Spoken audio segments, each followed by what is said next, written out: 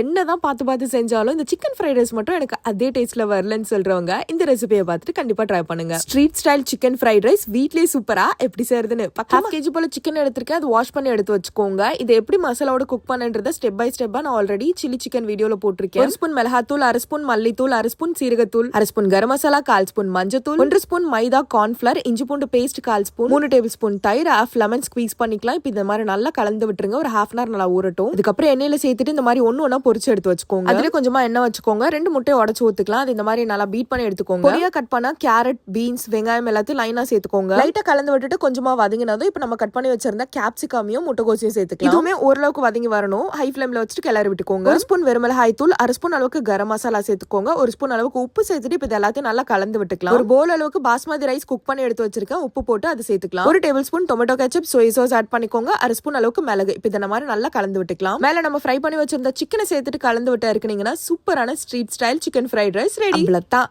நம்ம தான் இனிமே வீட்லயே சூப்பரா செஞ்சு சாப்பிடலாம். கண்டிப்பா ட்ரை பண்ணுங்க. மறக்காம நம்ம பேஜ் ஃபாலோ பண்ணிக்கோங்க. பாய்.